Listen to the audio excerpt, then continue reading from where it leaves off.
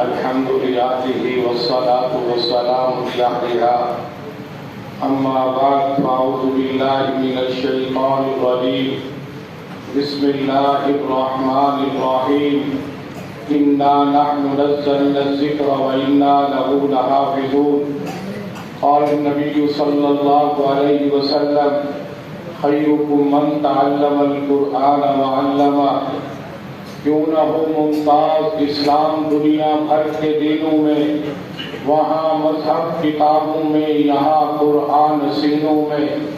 یہ عظمت و باطل دھوکہ ہے، یہ سطوت و کافر کچھ بھی نہیں ہے، یہ مٹی کے کھلونے سارے، یہ کفر کے لشکر کچھ بھی نہیں۔ اللہ سے ڈرنے والوں کو طاقت سے ڈرانا مشکل ہے، ہو اگر خوف خدا تو یہ کیسر و کسرا کچھ بھی نہیں۔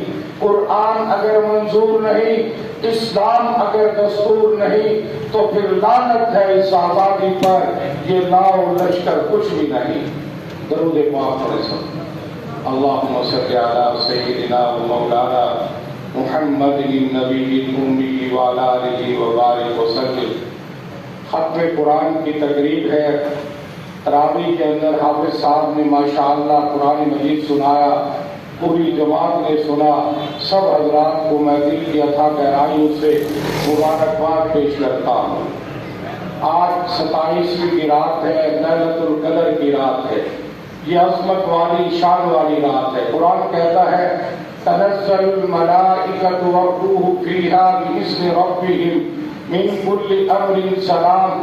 فرمایا یہ ایسی عظیم و شان رات ہے جو 83 سال کی عبادت سے بھی افضل ہے۔ فرمایا کہ اس رات کو فرشتے اترتے ہیں، روح حضرت جبرائیل علیہ السلام جماعتوں کے ساتھ نازل ہوتے ہیں اور صبح صادق تک اترتے رہتے ہیں۔ فرمایا اس رات کو جو بندہ عبادت کرتا ہے، حضرت جبرائیل علیہ السلام پوری جماعت کے ساتھ نازل ہوتے ہیں، ان کے ہاتھ میں جھنڈا ہوتا ہے، وہ جھنڈا بیت اللہ اللہ کے گھر پر ڈال دیتے ہیں، اللہ کے گھر پر وہ جھنڈا لگا دیتے ہیں اور تمام فرشتوں کو حکم دیتے ہیں کہ پوری دنیا کے کونے کونے میں پھیل جاؤ، پوری دنیا کا چکر لگاؤ۔ جس حالت میں اللہ کے بندے نبی اکرم صلی اللہ علیہ وسلم کے امتی عبادت کر رہے ہوں، بیٹھ کر، لیٹ کر، کھڑے ہو کر، جس حالت میں بھی عبادت کر رہے ہوں، ان عبادت کرنے والوں کے ساتھ جو نوافل پڑھ رہا ہو، قرآن کی تلاوت کر رہا ہو، اللہ کا ذکر کر رہا ہو، لا الہ الا اللہ، لا الہ الا اللہ، تہجد کے نوافل پڑھ رہا ہو، فرمایا ان عبادت کرنے والوں کے ساتھ جا کر مصافحہ کرو۔ یہ فرشتے جو اللہ کی نورانی مخلوق ہے، یہ فرشتے آ کر لیلۃ القدر کی رات جو عبادت کرتے ہیں ان کے ساتھ مصافحہ کرتے ہیں۔ فرمایا جو لیلۃ القدر کی رات کو دعائیں کرے ان کی دعاؤں پر یہ فرشتے آمین کہتے ہیں۔ یہ نورانی روحانی مخلوق ہے، ان کی آمین پر کوئی شک نہیں۔ جو بھی آپ دعا مانگیں گے فرشتے آمین کہتے ہیں اور اللہ ان دعاؤں کو قبول و منظور فرماتے ہیں۔ کہو سبحان اللہ، بلند آواز سے کہو سبحان اللہ۔ اپنے قرآن کی تقریر ہے، فرمایا کہ یہ فرشتے آپ کی دعاؤں پہ آمین کہتے ہیں۔ محمد کے امتیوں تم کتنے خوش قسمت ہو کہ نورانی روحانی مخلوق آپ کے دعاؤں پر آمین کہتی ہے۔ اللہ بھیجتے ہیں جاؤ میرے بندوں کو سلام کرو جو میری عبادت کر رہے ہیں، جو میری ریاضت کر رہے ہیں، جو میرے کلام کی تلاوت کر رہے ہیں، قرآن پاک کو پڑھ رہے ہیں، تہجد کی نماز کو پڑھ رہے ہیں اور مجھے یاد کر رہے ہیں، رو رو کر، گر گڑا کر، آنسو بہا کر مجھ سے اپنے گناہوں کی معافی مانگ رہے ہیں۔ جاؤ میرے فرشتوں، جاؤ ان سے جا کر مصافحہ کرو۔ نبی کے امتیوں ہم اتنے خوش قسمت خوش نصیب لوگ ہیں، جب صبح ہوتی ہے یہ فرشتے پھر واپس جاتے ہیں تو سارے فرشتے حضرت جبرائیل علیہ السلام سے پوچھتے ہیں اے جبرائیل یہ تو بتاؤ اللہ نے امت محمدیہ کے ساتھ کیا معاملہ کیا؟ حضرت جبرائیل علیہ السلام فرماتے ہیں اللہ کو نبی کی امت بڑی پیاری ہے، اللہ کو نبی کی امت سے بڑا پیار ہے، اللہ نے نبی علیہ السلام کی امت کے ساتھ نظر شفقت کا، نظر محبت کا معاملہ کیا ہے۔ اللہ نے لیلۃ القدر کی رات نبی علیہ السلام کی امت کی طرف نظر رحمت کی ہے، اور جو عبادت کر رہے تھے، جو ریاضت کر رہے تھے، جو نوافل پڑھ رہے تھے، جو درود پاک استغفار کی تسبیحات پڑھ رہے تھے، اللہ کو یاد کر رہے تھے، اللہ نے ان سب کو معاف کر دیا ہے، اللہ نے ان سب کی طرف نظر رحمت کی ہے، اللہ نے ان سب کی طرف نظر شفقت کی ہے، اور اللہ نے سب کے لیے مغفرت و بخشش کے فیصلے فرما دی ہے۔ کہو سبحان اللہ۔ آج 27ویں کی رات ہے، لیلۃ القدر کی رات ہے۔ ہمیں چاہیے کہ ہم اس رات کو جاگ کر عبادت کر کے ہم اللہ کو راضی کریں، ہم اپنے گناہوں کی معافی مانگیں، ہم اپنے آپ کو خرابات سے بچائیں اور اپنے گھروں کو خرابات سے پاک کریں۔ فرمایا اللہ سارے عبادت کرنے والوں کو معاف کر دیتے ہیں، نظر رحمت اور نظر شفقت۔ نبی اکرم صلی اللہ علیہ وسلم جب رمضان المبارک کا آخری عشرہ شروع ہوتا، سیدہ ام عائشہ صدیقہ فرماتی ہے اذا داخل العشرہ شد میزرہ، نبی کی امتیوں یہ ہے نبی علیہ السلام کی تعلیمات، ہم نے نبی کے طریقے پر عمل کرنا ہے۔ جب رمضان کا آخری عشرہ شروع ہوتا، نبی اکرم صلی اللہ علیہ وسلم چاق و چوبند ہو جاتے، جستجو کرتے اور محنت کر کے زیادہ عبادت کرتے، اور رمضان المبارک کے اندر حدیث کے اندر واحیا لیلہ، رات کا اکثر حصہ جاگ کر گزارتے۔ یہ بھی سنت عمل ہے نبی کی، ساری رات جاگنا بھی درست ہے۔ ساری رات جب ہم جاگتے ہیں پھر صبح کی نماز نصیب نہیں ہوتی کبھی، تو رات کا اکثر حصہ واحیا لیلہ، تو یہ نبی علیہ السلام کا طریقہ ہے، یہ نبی کی سنت ہے۔ ہمیں بھی چاہیے کہ راتوں کا اکثر حصہ جاگ کر ہم تلاوت کریں، اور خاص کر ان دنوں میں ہمیں اعتکاف بیٹھ جائے۔ نبی اکرم صلی اللہ علیہ وسلم کی زندگی میں جتنی دفعہ رمضان المبارک آیا، آپ علیہ السلام نے کبھی بھی اعتکاف میں نادہ نہیں فرمایا، بلکہ لیلۃ القدر کی تلاش کے لیے آپ ایک دفعہ پورا مہینہ اپنے اعتکاف فرمایا۔ آج دیکھ لیں مسجدوں کے اندر چند لوگ یا وہ بوڑھے لوگ اعتکاف بیٹھے۔ آج نبی کی نوجوان عبادت سے ہٹ گئے ہیں، ریاضت سے ہٹ گئے ہیں، دین سے ہٹ گئے ہیں، اور قرآن کی تلاوت تو اس وقت بڑی المیہ کی بات ہے۔ اب تو قرآن کی تلاوت بالکل ہی ختم ہو چکی ہے۔ یہ صبح کہتے ہیں ہم ٹی وی پہ سن لیتے ہیں قرآن، یا موبائل پہ سن لیتے ہیں۔ میرے بھائی اور دوستو، یہ قرآن کی توہین ہے۔ ٹی وی پہ سن لینا، موبائل پہ سن لینا، قرآن کو دیکھنا عبادت ہے، قرآن کو پڑھنا عبادت، قرآن کو پڑھانا عبادت، قرآن کو چھونا عبادت، قرآن کو چومنا عبادت، قرآن کو سننا عبادت، قرآن کو سنانا عبادت، قرآن کو دیکھنا عبادت، قرآن کو دکھانا عبادت، قرآن کو وضو کے ساتھ پڑھنا عبادت، قرآن کو بے وضو پڑھنا بھی عبادت، اور قرآن کو یاد کرنا اور قرآن کو حفظ کرنا تو بہت بڑی عبادت ہے۔ کہو سبحان اللہ۔ رمضان المبارک کے آخری عشرہ کے معمول پہ بات ہو رہی تھی، وَأَحْيَا لَيْلَهُ وَأَيْقَظَ أَهْلَهُ۔ نبی اکرم صلی اللہ علیہ وسلم اپنی ازواج مطہرات کو فرماتے تھے کہ بستروں کو چھوڑ دو، مصلے پہ آ جاؤ میری گھر والیوں، مصلے پہ آ جاؤ میری ازواج مطہرات، میری لونڈیوں، جتنی خادمات تھی۔ اللہ کے نبی صلی اللہ علیہ وسلم خود بھی اپنے گھر کو چھوڑ کر مسجد میں آیا تھے۔ اللہ کے نبی صلی اللہ علیہ وسلم خود بھی حجروں کو چھوڑ کر مسجد میں آ جاتے، اپنی گھر والیوں کو، اپنی لونڈیوں کو، اپنی خادمات کو، گھر میں جتنی گھر میں خواتین تھے، نبی علیہ السلام ان کو فرمایا کرتے تھے، تلقین کیا کرتے تھے کہ بستروں کو چھوڑ کر چار پائیوں کو چھوڑ کر مصلی پہ آ جاؤ، میری بیٹیوں ازواج مطہرات مصلی پہ آ جاؤ، نبی کے مصلی پہ آ جاؤ، عبادت کرو، ریاضت کرو اور قرآن پڑھو اور اپنے رب کو راضی کر لو۔ نبی اکرم صلی اللہ علیہ وسلم خود بھی گھروں کو چھوڑ کر مسجد میں آ جاتے، حجروں کو چھوڑ کر اصحاب پیغمبر اپنے تمام صحابہ کو بھی یہ تلقین کیا کرتے تھے، یہ نصائح ارشاد فرمایا کرتے تھے کہ سب کے سب مسجد میں آ جاؤ اور سجدہ ریز ہو جاؤ، اللہ کے سامنے اپنی پیشانی کو دیکھ دو، آؤ مسجد کے اندر اعتکاف بیٹھ جاؤ۔ آخری عشرے کے اندر نبی اکرم صلی اللہ علیہ وسلم میرے نبی کے اصحاب پیغمبر تمام تر کام کاج کو چھوڑ کر رب کے دروازے پہ آ جاتے۔ تمام محدثین نے لکھا ہے نبی اکرم صلی اللہ علیہ وسلم اور نبی کے ساتھ ریاست کے کام، دفاتر کے کام بھی 2-3 گھنٹے چلا کرتے تھے، باقی ٹائم تمام لوگ عبادت کیا کرتے تھے۔ آج ہم اپنے آپ کو عاشق رسول تو کہتے ہیں، محبت رسول کے دعوے تو کرتے ہیں، لیکن ہم نے نبی کی تعلیمات کو چھوڑ دیا، نبی کے طریقوں کو چھوڑ دیا۔ آخری عشرے کے اندر بازار بھر جاتے ہیں، آخری عشرے کے اندر خرید و فروخت زیادہ ہو جاتی ہے۔ کیا یہ نبی علیہ السلام کی تعلیمات تھی؟ کیا یہ نبی کا طریقہ تھا؟ ہمیں چاہیے کہ ہم نے مسجدوں کو آباد کرنا تھا، آخری عشرے کے اندر ہم نے مسجدوں کو بھرنا تھا، لیکن ہم نے بازاروں کو آباد کیا، شیطانی طریقے پہ عمل کیا۔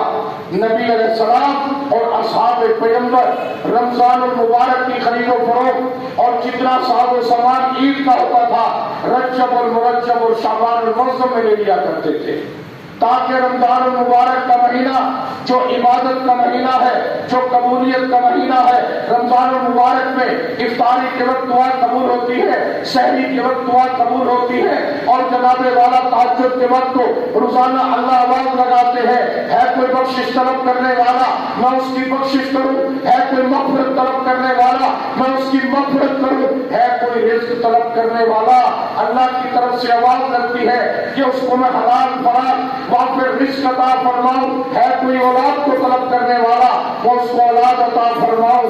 اللہ کہتا ہے مانگو مجھ سے، مانگنا کس ہے جی؟ زور سے وہ کس سے مانگنا ہے؟ ایک تو عقیدہ بھی پختہ کرنا ہے کہ رزق دینے والا کون ہے جی؟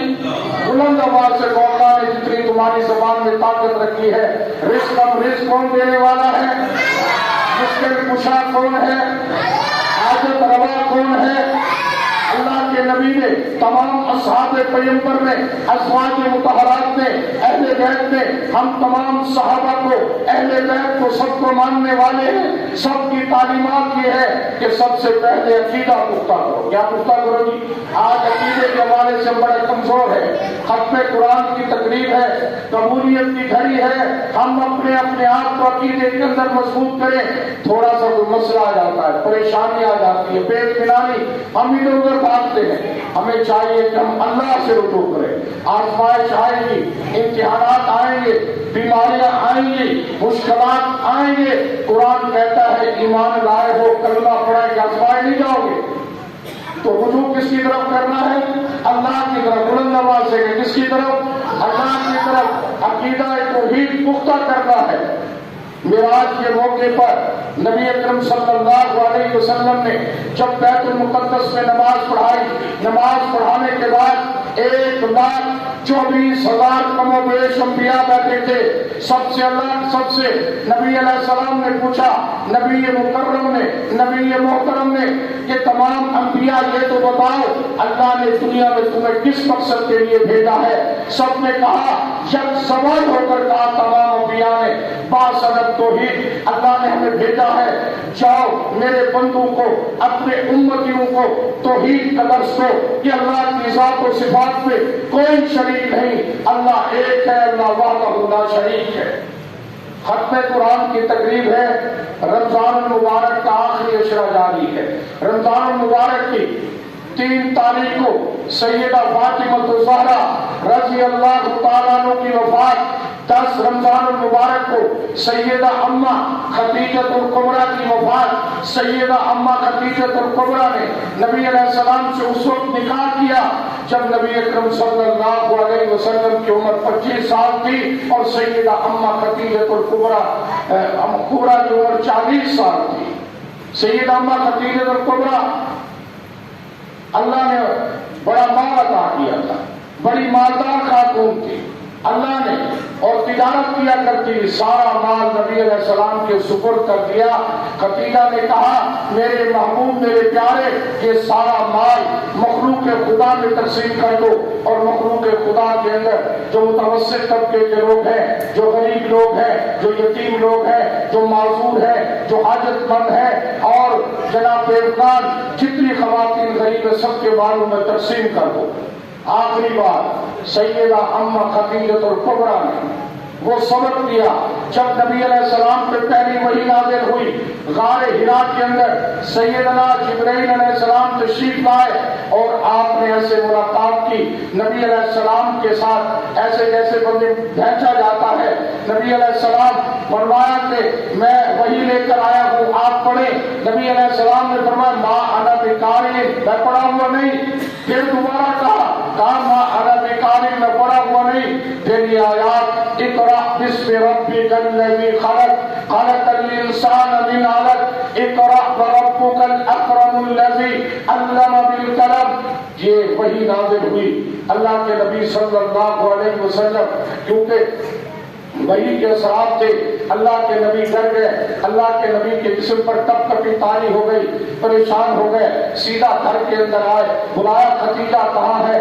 خدیجہ سیدہ اما خدیجۃ الکبریٰ فرمائے زملونی، زمین اوپر چادر ڈالو، کپ کپی طاری تھی۔ نبی علیہ السلام پریشانی کی کافیت پہ تھے۔ سیدہ اما خدیجۃ الکبریٰ نے کہا اللہ کے نبی آپ پریشان کیوں ہیں؟ آپ پہ کپ کپی کیوں طاری ہے؟ یہ الفاظ سننے کے ہیں، نبی کے امتیوں ان الفاظ پہ عمل کرو، اللہ تمہاری مدد کرے گا۔ جو بندہ مخلوق خدا کی خدمت کرتا ہے، یہ مہینہ و شہر المواسات ہمدردی غمخواری کا مہینہ ہے۔ سیدہ اما خدیجۃ الکبریٰ نے کہا اللہ کے محبوب آپ پہ کب کبھی کیوں طاری ہے؟ آپ پہ یہ ڈر اور خوف کیوں طاری ہے؟ آپ پر یہ پریشانی کی کیفیت کیوں ہے؟ سیدہ اما خدیجۃ الکبریٰ نے تسلی اور تشفی دی، اور یہ جملے آج ہمارے لیے بھی ہے۔ جو بھی مخلوق خدا کی خدمت کرے گا اللہ کی مدد اس کے ساتھ ہوگی، اور ایسے بندے کو اللہ کبھی ضائع نہیں کرتا۔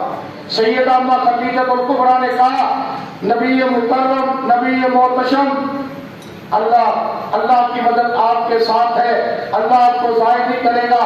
آپ تو لوگوں کا بوجھ اٹھاتے ہیں، آپ تو مخلوق خدا کی خدمت کرتے ہیں، آپ تو یتیموں پر دست شفقت رکھتے ہیں، آپ تو معذوروں کی خدمت کرتے ہیں، آپ تو بے گناہ قیدیوں کو رہا کراتے ہیں، آپ تو لوگوں کے گھر میں جا جا کر راشن پہنچاتے ہیں۔ جب تاج سالی ہو جائے، جب بھوک ہو جائے، جب مدینے کے اندر عرب میں کھانے کو کچھ نہیں ملتا، آپ چاروں طرف راشن تقسیم کرتے ہیں، کھانا تقسیم کرتے ہیں، آٹا تقسیم کرتے ہیں۔ آپ تو مہمانوں کی خدمت کرتے ہیں، آپ تو مسافروں کی خدمت کرتے ہیں۔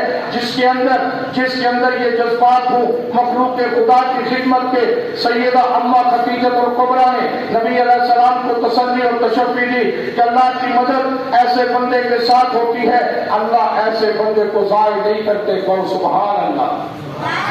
رمضان المبارک کا مہینہ ہے، اپنے مالوں کی زکات ادا کرو۔ نبی اکرم صلی اللہ علیہ وسلم کا فرمان ہے روزانہ 2 فرشتے نازل ہوتے ہیں، ان میں سے ایک فرشتہ دعا کرتا ہے اللہم آتی منفقا خلفا، اللہ جو تیرے راستے میں زکات دیتا ہے، صدقات واجبہ دیتا ہے، اللہ تو اس کو نعمت بدل عطا فرما۔ اللہ جو تیرے راستے میں مخلوق خدا کی خدمت کرتا ہے، اللہ معذوروں کی خدمت کرتا ہے، اللہ وہ جو لوگوں کا بوجھ اٹھاتا ہے، اللہ یتیموں پہ دست شفقت رکھتا ہے، اللہم آتی منفقا خلفا، اللہ تو اس کو اس کا نعمت بدل عطا فرما۔ जो बंदा ज़कात देता है, ज़कात वाजिब अदा करता है, ये फरिश्ता रोजाना दुआ करता है, नूरानी फरिश्ता दुआ करता है, फरिश्ते की दुआ की कबूलियत में कोई शक नहीं। जनाबे वाला दूसरा फरिश्ता रोजाना बददुआ करता है, अल्लाहुम्मा आती, ऐ अल्लाह जो तेरे रास्ते में माल देने से रोकता है, ऐ अल्लाह तल पर अल्लाह उसके माल को तबाह बर्बाद कर दे। आज हम अपने मालों की ज़कात नहीं देते, अपने फसलों का उसूरी अदा नहीं करते। अगर आज सारे ताजरान मालदार लोग ज़कात देना शुरू कर दें, कोई गरीब ही नहीं रहेगा, ज़कात ही नहीं देते। और सदका फितराना तो गंदम के हवाले से सिर्फ 250 रुपए अभी से दे। और ज़कात के बारे में ये मसला याद रखो, ज़कात फर्ज है और इस पे साल का गुजरना भी शर्त है। मिसाल के तौर पर आज आपके पास 52.5 तोले चांदी की इस वक्त कीमत है 1,30,000 से कुछ ऊपर बनती है। जिसके पास इतना पैसा है, नकदी है, तिजारत है, सोना चांदी है, उस पे ज़कात फर्ज है। उस पे क्या है जी? ज़कात फर्ज है। ज़कात से माल पाक होता है, और जो बंदा ज़कात नहीं देता अल्लाह उसके माल को तबाह बर्बाद कर देता है। ज़कात 4 चीजों पे है, सोना, चांदी, नकदी, तिजारत। इसके अलावा हीरे है, मोती है, जनाबे वाला उन पे ज़कात फर्ज नहीं। अगर उन चीजों को आप तिजारत में लाएंगे फिर उन पे भी ज़कात हो जाएगी। और ये गुज़ार ये समझाना जरूरी है, इस वक्त लोग बड़े गलत फहमी के अंदर है। मिसाल के तौर पर जिसके पास 1 तोला सोना है उसके साथ नकदी भी तो है नहीं, तो उस पे भी ज़कात फर्ज है। जनाबे वाला 1 तोले सोने की कीमत इस वक्त 2 लाख से भी ऊपर है, तो सोने के साथ नकदी भी है, तो जब उसकी हम कीमत लगाएंगे 52.5 तोले चांदी से यानी 1,30,000 से ज्यादा बनती है। आजकल लोग गलत फहमी का शिकार हो जाते हैं। जनाब जब सोना है तो सोने की बुनियाद पर 7.5 तोले सोना होगा तो ज़कात देंगे, ऐसे नहीं। जब 1 तोला भी हमारी माँ बहनों के पास सोना हो तो उसका हिसाब लगाएं, ज़कात दे उसकी। और जो बंदा ज़कात नहीं देगा, नबी अलैहिस्सलाम ने फरमाया यही सोना चांदी, यही तुम्हारी जायदाद, यही तुम्हारा माल, अल्लाह इसकी लोहे की तख्तियां बनाएगा, अल्लाह इन लोहे की तख्तियों को जहन्नम की आग में गर्म करेगा, जहन्नम की आग में तपाएगा। फिर क़यामत का पहला दिन 50,000 साल का होगा। फिर 50,000 साल तक जो बंदा ज़कात नहीं देता, अपने माल की, तिजारत की, सोने चांदी की ज़कात नहीं देता, यही माल जनाब लोहा बनाकर, तख्तियां बनाकर जहन्नम की आग में गर्म किया जाएगा। फिर इतना सख्त तरीन अज़ाब किया जाएगा। नबी के उम्मतियों, इन्हीं लोहे की तख्तियों से तुम्हारी पेशानी को दागा जाएगा, तुम्हारे पहलू को दागा जाएगा, तुम्हारी पीठ को दागा जाएगा, और 50,000 साल तक ये सजा मिलती रहेगी। फिर उसके बाद अल्लाह फैसला करेंगे कि इसको जन्नत में भेजना है या जहन्नम में भेजना। आज हमने अपने मालों को जमा करके रखा हुआ है, ये माल यही रह जाएंगे, कब्र में सिर्फ आमाल काम आएंगे। आमाल, अरब का रिवाज था, जब कोई फौत हो जाता तो जानवर के रेवड़ साथ ले जाते, अगर उसके जानवर होते, सोना चांदी जितना माल होता सब कुछ कब्र के साथ ले जाते, रिश्तेदार जाते, दोस्त जाते, बिरादरी जाती, ताकि दुनिया को पता चल जाए कब्र के अंदर सिर्फ बंदा अकेला जाएगा, कब्र में अमाल काम आएंगे। सारी जायदाद, सारे रेवड़, सारी जमीनें यही रह जाएंगी, कब्र में अमाल काम आएंगे, अमाल काम आएंगे। खत्म कुरान की तकरीब में आने वालों, आज अज़म करके उठो, आज अहम करके उठो, अपने गिरबानों में झांको। अगर रमजान का हक अदा नहीं किया तो इन 3 दिनों में नफली तकाब बैठ जाओ, रो रो कर अल्लाह से मांगो। अल्लाह रमजान मुबारक का महीना हमसे अलविदा हो रहा है, अल्लाह रुखसत हो रहा है, अल्लाह हम इसका हक अदा नहीं कर सके। ए इलाहुल आलमीन, अब हम तेरे दरवाजे पे आ गए हैं, रब्बा हम कमजोर हैं, अल्लाह हमारे गुनाहों को माफ फरमाकर सारी इबादत को शर्फ कबूलियत अता फरमा। ختم قرآن کی تقریب ہے، اپنے بچوں کو حافظ قاری عالم بنائیں۔ آخری بات، اگر آپ آج لوگ تاج و تخت کے بھوکے ہیں، آج عہدے اور منصب کے بھوکے ہیں، اور رب سے دوستی لگاؤ، رب تمہیں تاج بھی عطا فرمائے گا، رب تمہیں تخت بھی عطا فرمائے گا۔ نبی مکرم نے فرمایا جو اپنی آل اولاد کو دیکھ کر قرآن پڑھاتا ہے، کل قیامت کے دن ان کے والدین کو ایسا تاج پہنایا جائے گا جس کی روشنی سورج کی روشنی سے بھی زیادہ ہوگی۔ اللہ تاج بھی عطا فرمائیں گے، اللہ تخت بھی عطا فرمائیں گے۔ والدین کو اللہ عزت و احترام سے فرمایا ایسا تاج پہنایا جائے گا جس کی روشنی سورج کی روشنی سے بھی زیادہ ہوگی۔ میرے مرشد فرمایا کرتے تھے، اس حدیث کے لفظ من میں عموم ہے، اس حدیث میں حافظ قرآن کا تذکرہ ہی نہیں بلکہ اس حدیث کے اندر اس کی فضیلت ہے جو اپنی اولاد کو دیکھ کر قرآن پڑھاتا ہے۔ فرمایا جو اپنے بچوں کو حافظ بناتا ہے، اپنے بچوں کو حافظ بناتا ہے، کل قیامت کے دن اللہ کہیں گے اللہ کو حافظ بڑا پیارے لگتے ہیں، اللہ کو حافظ بڑے محبوب لگتے ہیں۔ اللہ کہے گا تو نے میرے کلام کو اپنے سینوں میں موزن کیا، اپنے سینے میں تو نے محفوظ کیا، آج تجھے میں قدر احترام دیتا ہوں، آج تجھے میں فضیلت دیتا ہوں۔ اے حافظ قرآن، 10 ایسے بندے جو جہنم کے کنارے پہ کھڑے ہوں گے، جن پر جہنم کا فیصلہ ہو چکا ہوگا، جو اپنی بدعملیوں کی وجہ سے، اپنی نافرمانیوں کی وجہ سے، اپنی گناہوں کی وجہ سے جہنم کے کنارے پہ کھڑے ہوں گے۔ اللہ حافظ کو عزت دے گا، اللہ حافظ کو اکرام دے گا، اللہ حافظ کو اکرام دے گا۔ کہے گا اللہ کہے گا میرے حافظ، میرے کلام کو سینے میں محفوظ کرنے والے، جا 10 ایسے بندوں کے ہاتھ پکڑتا جا، میں رب ذوالجلال ان کے لیے جنت کے فیصلے کرتا جاتا ہوں۔ کہو سبحان اللہ۔ اپنے بچوں کو حافظ قرآن بناؤ گے نا، دینی مدارس سے محبت کرو گے نا۔ اس وقت بڑی ضرورت ہے، اس وقت میڈیا ٹرائل چل رہے ہیں کہ لوگوں کے دلوں میں علماء دینی طبقے مدارس کے خلاف نفرت بٹھائی جائے، تاکہ لوگ مدرسے کی معاملت نہ کرے، تاکہ لوگ دین کی معاملت نہ کرے۔ رب محمد کی قسم، اگر آج کوئی دین کے محافظ ہے تو یہ علماء، یہ مولوی، یہ اسلام کے قلعے، یہ مدرسے ہیں۔ اگر آپ کو آج دین کی یہ جتنی بہاریں نظر آ رہی ہیں، یہ چاروں طرف یہ مساجد آباد ہے، جو مصلے پہ کھڑے ہو کر آپ کو قرآن سناتے ہیں، یہ مدرسے کا صدقہ ہے، یہ مولوی کا صدقہ ہے۔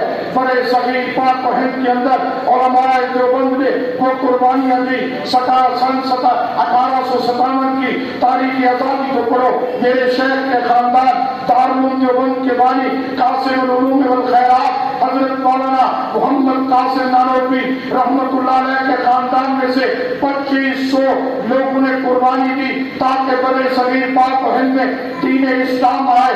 علماء کو تختہ اعدام پہ لٹکایا گیا۔ دہلی سے لے کر پشاور تک ایک سڑک تھی اور اس کے دونوں طرف جتنے درخت تھے، ہر درخت پر مولوی کی لاش لٹکتی ہوئی نظر آتی تھی۔ علماء نے قربانیاں دی۔ تاریخ اٹھاؤ، شیخ الہند مولانا محمود الحسن دیوبندی نے مالٹا کی جیل میں گرفتار رہے۔ حضرت جعفر تھانی سے یہ راجپوت تھے، کیا تھے؟ راجپوتوں کی ایک بڑی تاریخ ہے جنہوں نے بڑے صغیر پاک و ہند علماء دیوبند کا تعاون کیا۔ یہ وہ سپوت تھے جنہوں نے دین اسلام کے لیے قربانیاں دی۔ آج بڑے صغیر پاک و ہند میں یہ جو قرآن و سنت زندہ ہے، یہ جو دین زندہ ہے، میرے نبی کی تعظیم زندہ ہے، میرے نبی کی تعلیمات زندہ ہے، قرآن زندہ ہے، تفسیر زندہ ہے۔ جناب والا یہ دین مدارس اور مولوی کا صدقہ ہے۔ ان علماء کی خدمت کیا کرو، ان مدارس کے دستے بازو بڑھو۔ علامہ اقبال نے کہا تھا اگر تم نے ان بوڑھیا رشید مولویوں کی خدمت نہ کی، ان مدارس کے دستے بازو نہ بنے۔ رب محمد کی قسم، آپ کو جنازہ پڑھانے والا کوئی نہیں ملے گا۔ رب محمد کی قسم، آپ کو قرآن پڑھانے والا، حدیث پڑھانے والا کوئی نہیں ملے گا۔ آج پوری دنیا سے ایک بات بتاتا ہوں، آخری بات، آپ کے پاکستان میں کوئی ڈاکٹر بننے نہیں آتا، آپ کے پاکستان میں کوئی انجینئر بننے نہیں آتا، آپ کے پاکستان میں کوئی زراعت کی تعلیم حاصل کرنے نہیں آتا۔ اگر وہ پوری دنیا سے پاکستان کی طرف آنا چاہتے ہیں، صرف اور صرف قرآن و سنت، قرآن و حدیث کی تعلیم حاصل کر رہے ہیں۔ لاکھوں لوگ اس وقت ان کے داخلے بند ہیں، وہ سب کے سب انڈیا میں جا رہے ہیں۔ جو مفت کے ہمارے سفیر تھے جو پوری دنیا سے، یورپ سے، افریقہ سے، عرب سے، جو پاکستان میں آ کر قرآن و حدیث کی تعلیم حاصل کرنے کے لیے آتے تھے، آج ان کے لیے دروازے بند کر دیے گئے ہیں کہ اگر وہ قرآن و سنت کی تعلیم ہے تو وہ پاکستان کے مدارس میں ہے۔ تو میرے بھائی و دوستو، ان دینی مدارس کے ساتھ محبت کرو، اپنے عطیات، زکوٰۃ، صدقات ان دینی مدارس میں جمع کراؤ۔ اگر آپ نے ان دینی مدارس کا تعاون نہ کیا، ان کے دستے بازو نہ بنے، تو جناب والا آپ کو دین کا نام و نشان نہیں ملے گا۔ اب بھی 1400 سال گزر چکے ہیں، اپنی اس دریائی پٹی میں دیکھو، دین کی محنت ہوئی، مدارس کی محنت ہوئی، تبلیغ کی محنت ہوئی۔ اس پورے رجحان کے علاقے میں آپ کو مدارس بھی ملیں گے، آپ کو حافظ قاری عالم بھی ملیں گے۔ جاؤ، ان کو سلیمان کے پہاڑی سلسلوں میں کلمہ نہیں آتا، نماز کا پتہ نہیں، ہم مسلمان ہیں، محبت رسول کے دعوے کرتے ہیں، اس دین کی ترویج و اشاعت کون کرے گا؟ ہر بندے کی ذمہ داری ہے کہ ہم نے امر بالمعروف والنہی عن المنکر، نیکی کا بھی حکم دینا ہے، برائی سے بھی روکنا ہے۔ سب حضرات مدارس کا تعاون کریں گے نا جی؟ فرمایا لیلۃ القدر کی رات اللہ سارے بندوں کو بخش دیتے ہیں سوائے 4 بندوں کے۔ ایک شرابی، آج شراب عام ہو چکی ہے، شراب جو پیتے ہیں ان کے ساتھ بیٹھتے ہیں، شراب کی لت پت پہ پھر نبی کی امت جناب والا سرایت کر چکی ہے، شراب اتنی عام ہو چکی ہے، اور جتنے نشے ہیں، ہیروین، چرس، بھنگ، جناب والا ہم ان سے بائیکاٹ کریں۔ شراب حرام ہے، ان کے ساتھ جو بیٹھتا ہے سمجھو وہ بھی ان کے گناہ کے ساتھ شامل حال ہے۔ فرمایا لیلۃ القدر کی رات جو شراب کا عادی اس کی بھی بخشش نہیں ہوتی، اگر توبہ کر لے، ابھی بھی توبہ کر لے، اللہ راضی ہوتا ہے، اللہ معاف کر دے گا۔ نبی علیہ السلام نے فرمایا جو بندہ شراب پیتا ہے، ایک گھونٹ حلق سے نیچے جاتا ہے، 7 دن تک نماز قبول نہیں ہوتی۔ فرمایا کہ جب اس کو نشہ چڑھ جاتا ہے، چاہے شراب کا نشہ، ہیروین کا نشہ، چرس کا نشہ، جتنی نشاور چیزیں ہیں، فرمایا جب گھونٹ نیچے جاتا ہے 7 دن تک نماز قبول نہیں ہوتی، جب نشہ چڑھ جاتا ہے فرمایا 40 دن تک نماز قبول نہیں ہوتی۔ اگر نشے کی حالت میں مر گیا، نبی اور انبیاء نے فرمایا کافر ہو کر مرے گا، چاہے کوئی ہیروین کے نشے میں مرے، چاہے کوئی چرس کے نشے میں مرے۔ آج نبی کی امت شراب کے عادی بن چکے ہیں، جگہ جگہ شراب پی جا رہی ہے، عیاشی، مستی، زنا، حرام کاری، زنا کاری، بدکاری کو گناہ ہی نہیں سمجھا جاتا۔ فرمایا شرابی کی لیلۃ القدر، دوسرا جو والدین کا نافرمان ہے، اپنے ابا کا احترام کرو، قرآن کا پورا رکوع ہے۔ فرمایا لیلۃ القدر کی رات جن سے والد ناراض ہے، آؤ اپنے والدین کے قدم پکڑ لو، آؤ اپنے والدین کی معافی مانگ لو۔ وقت اس قرآن کا پورا رکوع کہتا ہے کہ کتاب کے بازو جھکا دو۔ آج کیونکہ سکولوں میں دین کی تعلیم نہیں دی جاتی، اس لیے پتہ نہیں کہ والدین کا کتنا مقام ہے، کتنا پورا رکوع ہے۔ قرآن کہتا ہے ہاتھ اٹھا کے بات نہ کرو۔ حدیث میں نبی علیہ السلام نے فرمایا جب گھر میں ابا جان، اما جان تشریف فرماؤ، ہاتھ اٹھا کے گفتگو نہ کرو، آنکھ اٹھا کے گفتگو نہ کرو۔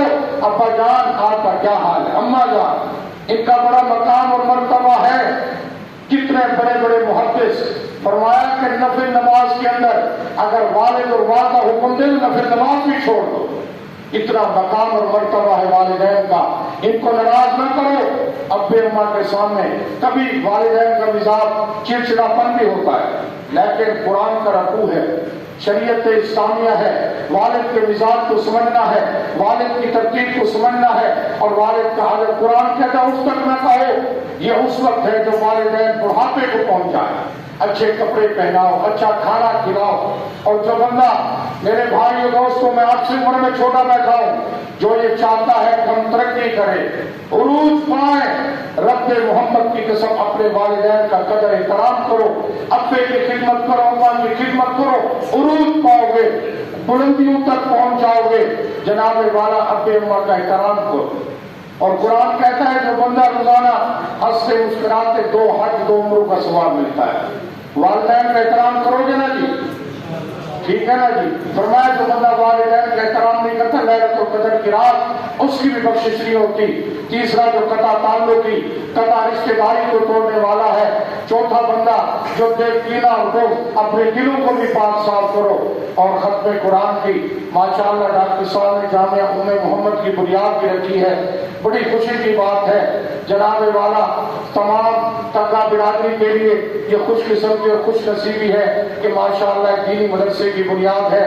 سب حضرات محترم جناب ڈاکٹر خان سیف اللہ خان تنگا صاحب, محترم جناب ڈاکٹر حافظ ثناء اللہ تنگا صاحب, اسی طرح بھائی حافظ ثناء اللہ تنگا ایڈوکیٹ صاحب وہ بھی نازل میں آنا ہے.